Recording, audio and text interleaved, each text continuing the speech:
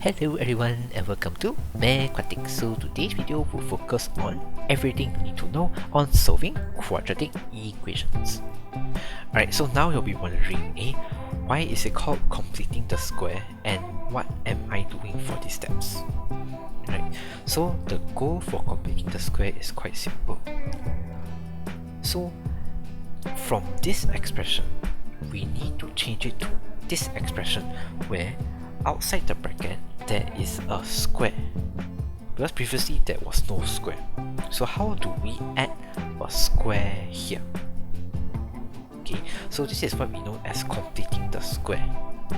Something that we need to add into this bracket, so the square, it will become complete and then the square will be formed. Right? So you can imagine in this way.